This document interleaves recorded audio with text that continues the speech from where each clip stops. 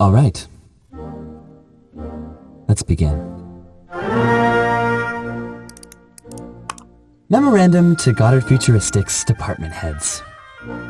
Happy Boxing Day, ladies and gentlemen. Welcome back. Hope you all enjoyed your holiday. Now, we have a lot of work to get done before the end of the week, so let's just jump to it, shall we?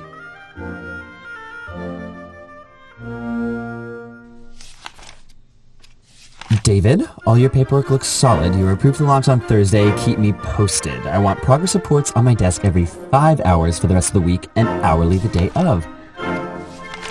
Saul, the logs from the Hermes cruise are getting a little concerning, but the psych parameters are still in the green, more or less. So let's renew them for, say, 125 days, and we'll keep our fingers crossed. Rachel, I'm still waiting for those radiation readings from the Sigma sector. I know we've been having some trouble with our sat uplink, but we are on a very sensitive timetable here.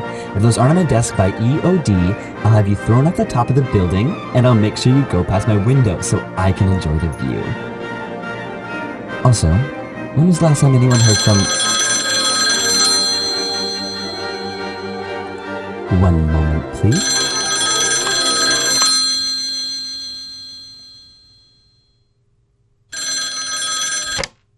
Cutter speaking, and this better be an emergency of exponential proportions, or I'm going to be really cross that you use this line. Oh? Okay. Yes, open a pulse beacon hail and reroute it through my office. And close the line. No one hears us but me.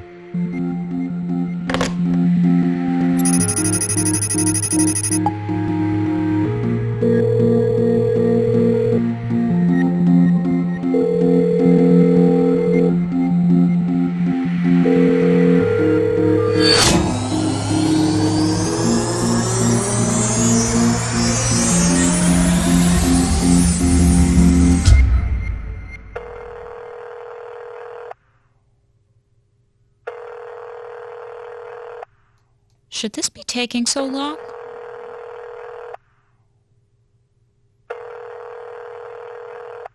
This is a heck of a long-distance call, Commander. Give the operator a chance, will you?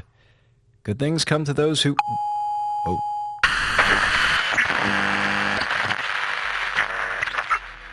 Hello, Hephaestus. Guess who? Can you hear me? Am I coming through all right?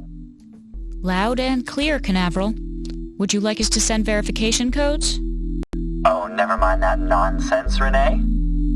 What an unexpected pleasure to hear your voice. Yes, Mr. Cutter. Sir. It's been too long. That it has. Heck of a surprise getting a call from you folks. Happy holidays. Thank you, sir. How are the celebrations? Eventful. Oh, that sounds dramatic. What's wrong? Wrong? Alexander wouldn't have told you about the backup pulse beacon relay that we put in your station unless you'd run into something really serious, so let's not be coy here. What's wrong? We've run into a situation, and it's raised some questions about this mission. I'm all ears. At 1600 hours last night, we received a... Commander, hang on a sec. Is that Doug? Hey, Doug. Hi, Mr. Cutter. Renee? You should have told me that Doug was there. I might have slipped up and said something about those secret orders he's not supposed to know about. Just kidding. Sorry, bad joke. Haven't had my coffee yet. Still half asleep. Don't even listen to me. Right. Anyway, I'm sorry to interrupt, Commander, but before you go through the stuff, I need to confer with you for a moment about the thing. You know, the important thing that's on fire. Could you excuse us for a moment, sir? Oh, by all means. Don't let me keep you from a fire. Here, Hephaestus, could you please put the open communications channel on hold? Communication on hold. What? You can't tell him about the transmission. You can't tell him about anything. Eiffel, we don't have time for this. No. Things on this station haven't been making sense for months now, and I am sick and tired of not knowing what the hell we're doing. Commander, I know that by now you're probably just used to tuning out everything I say, but this time it's important. So I need you to listen to me. Hilbert got the smallest whiff that we'd made some kind of contact with alien life, and that was all he needed to get his Ernst Blofeld on. You got space marooned, I almost got a one-way ticket to the operating table, and oh yeah, jury's still out on whether Hira's gonna live to autopilot another day. And I don't care what his IQ is, he wasn't making that stuff up on the go. That was him having a plan. That was him under orders. You don't know that. Yes, I do. Hilbert's eccentric, not impulsive. So what's his boss gonna do when you tell him about our close encounters of the third kind? You think Mr. Cutter's gonna take the kumbaya approach to all of this? Because my bet's he puts a team of killer commandos in the next space taxi headed to this neighborhood. And that's if he doesn't have a remote that lets him blow up the station from his office. Look, I don't like feeling like we're flying the USS Mystery Machine any more than you do, but I like getting my head blown off a lot less. So I'm going to go out on a limb here and say that staying alive should be our first priority. As long as we're on this station, we've got a gun pointed at our heads, and we need to start acting like it.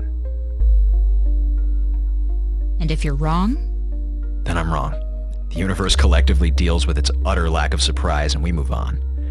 But much as I hate to say it, Commander, this time I really don't think I'm wrong. Reopen communications. Apologies for the interruption, sir. Totally understandable. How is the fire? It's been resolved. Excellent. Now, I believe you were saying something about a situation. Yes, sir. At 1600 hours last night, our scientific specialist and second-in-command, Dr. Hilbert, experienced what I can only classify as a psychotic break and attempted a mutiny. Both myself and Communications Officer Eiffel were targeted for assassination. We were able to restrain him before he was able to inflict any lasting harm on either one of us, but our station's mother program was heavily damaged and is offline. We are now missing crew members that are vital to the mission, and while our automated systems are keeping the station stable for the time being, without Hira it won't be long before the station starts to go critical. Simply put, our situation is no longer tenable. As the commanding officer of this mission, I believe that the Hephaestus project has met with catastrophic failure. I am recommending immediate termination of the mission and requesting extraction for all remaining members of the crew.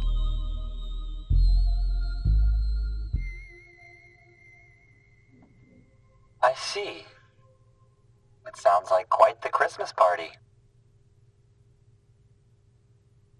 Renee, before we go any further, is there anything else that you need to tell me? No, sir. No. Hang on a second. Don't rush this. Really think about this before you answer. Make sure you're not forgetting any tiny details. Is there anything else you want to tell me? Anything at all? No, sir. What do you think, Doug? Can you think of anything? Anything that I need to know? Last chance. And there it went. Right. Your report and recommendation are acknowledged, Renee. Your request for mission termination is denied. The Hephaestus project will continue as planned. Station parameters are still in the green, and conditions are within the acceptable range, so we are going to... Sir, with all due respect, we can't keep doing this. We don't have the personnel, the equipment, or the means... With all due respect, Renee, you don't get to tell me what we can or can't do.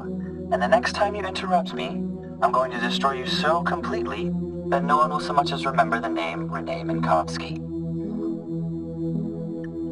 I'm sorry to hear that you are having difficulties with your crew, but I really don't know why you're bothering me with it. That's your problem. The entire reason you're up there is to keep things running like a well-oiled machine. Now you... what? Want me to throw away millions of dollars and years of work that have gone into this mission just because you couldn't do your job right? To send you home early because you've messed up? Oh, please. No. You get to stay up there and make it all better. I'm sending you some information on how to transfer the station's life support functions to manual. You should be able to keep the station running through the end of the mission. I'm sure that between you and your new second-in-command, congratulations, Doug, I can't think of a better man for the job, you'll be able to figure it out. You will continue to work, you will attend all your responsibilities, and you will get me some results. Do we have an understanding? Yes, sir. Are you sure? You mentioned some questions earlier. Would you like to ask them? They've been answered, sir. Excellent. Well, in that case, it's been lovely to talk to my favorite station crew, but I should... Sir? Permission to speak? Or whatever? Yes. Please, Doug. You're among friends. What is it? I'm sorry if this is a stupid question, but, what should we do with Hilbert?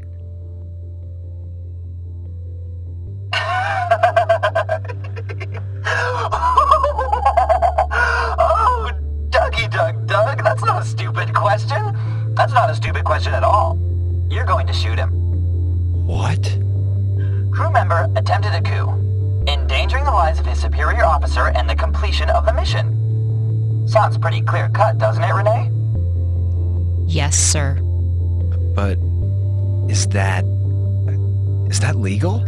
You're light years away from the nearest national border. The only real law that is applicable to you right now is military chain of command. And that says you shove him up against the bulkhead and terminate him with extreme prejudice at your nearest convenience. Any other questions? Nope, I think that covers pretty much all of it. Well, in that case, I should stop distracting you busy beavers from all the work you have to do. I imagine there will be some cleanup from that fire. Oh, and one more thing. Make sure that you both keep recording and transmitting your daily logs in a timely manner. I'm going to be paying very close attention to what you have to tell me. All right. Good luck. Keep up the great work.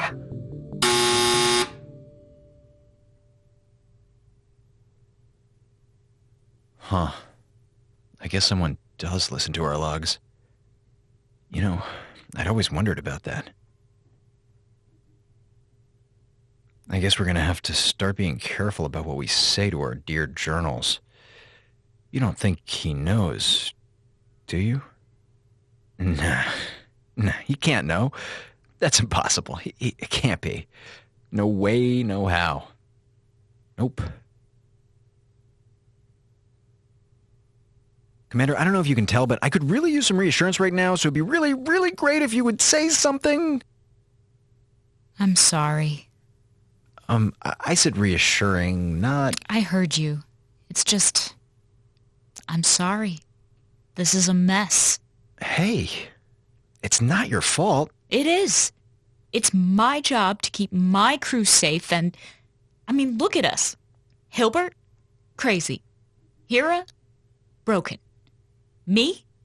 I'd be dead if you hadn't found a way to let me back into the station. And I'd be dead from like a gazillion different things if you hadn't been around, so... I have no idea how we're going to get out of this. You'll figure something out. How do you know that?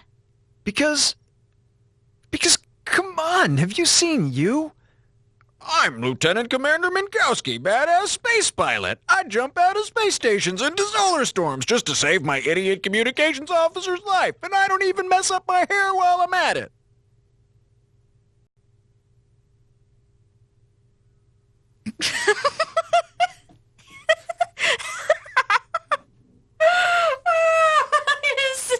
Is that Spot on. You're an idiot. Yeah, well, at least I have you around to keep me out of trouble.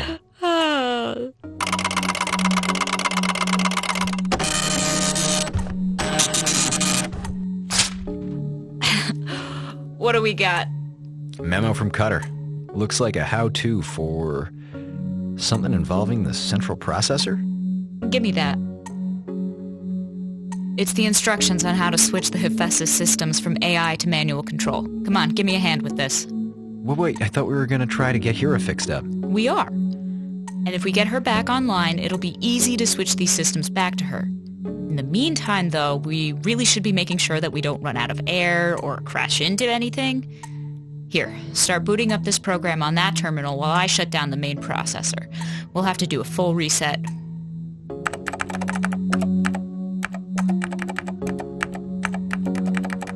Are you gonna do it? Do what? Are you gonna kill Hilbert? No, I'm not. Okay, sure. Whatever you say, because... I should. I'm not gonna lie, every scrap of my training is telling me that we really ought to just put a bullet in his head right now and be done with it.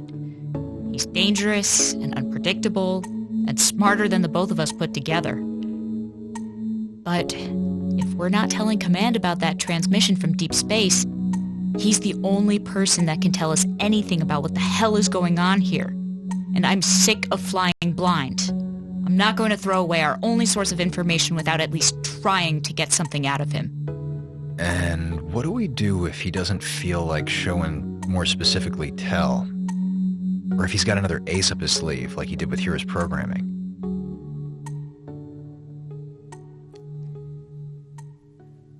Shutting down the central processor.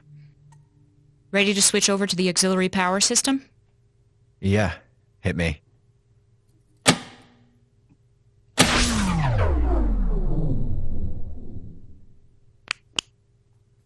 Switching to aux right now.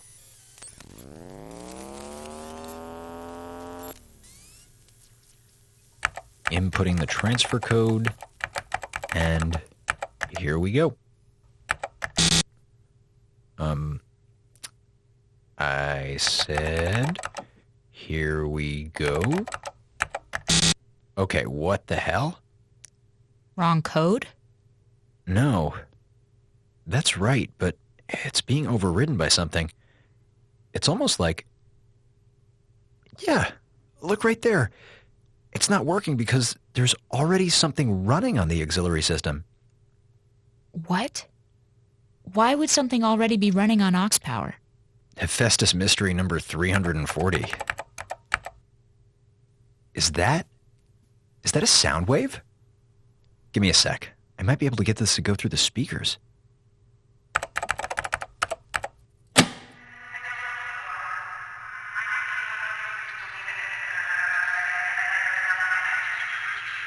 Oh my God, this thing. What is this? It's those weird noises I kept hearing when Hira went offline a few months ago. I knew I wasn't crazy. What are they saying? Can you clean it up at all? Now that I know what it is, sure. I think I can even get it to go back to the start.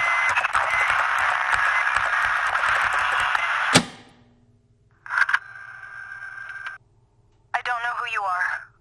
I know that you have no reason to believe anything that I'm about to say, and I know there's nothing I can do to prove to you that this isn't some kind of trick. But please believe me, for your own sake. What is... Hold on. My name is Captain Isabel Lovelace.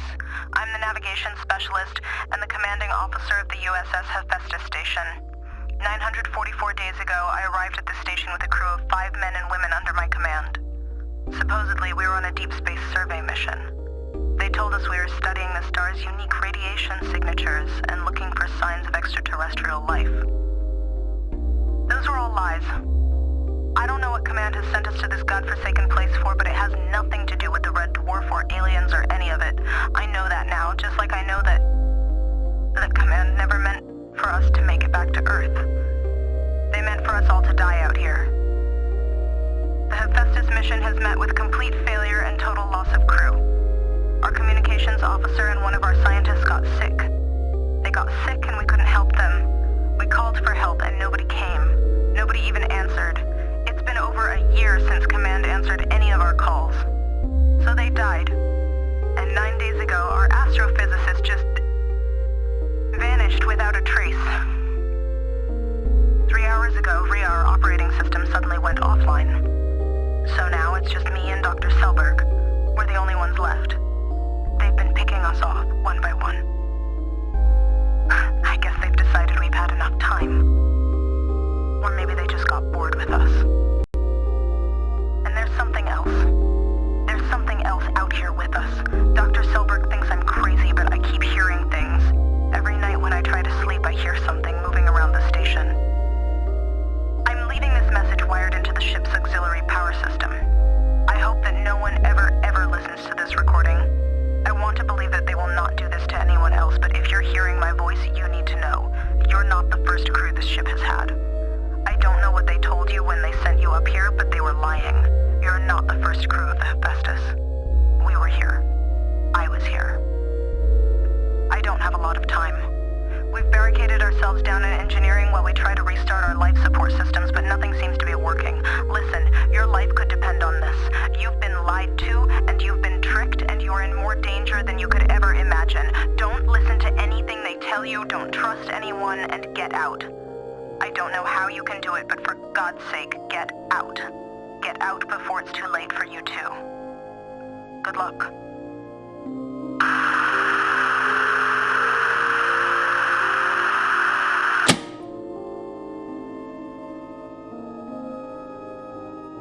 You're not the first. That's all that I heard last time. We're not the first.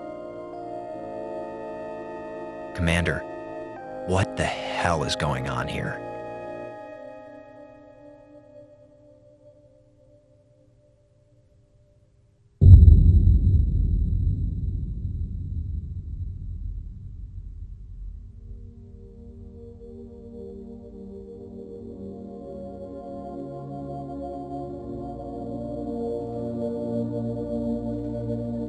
Welcome back to Wolf 359. Tonight's episode was written and directed by Gabriele Urbina. The role of Eiffel was played by Zach Valenti.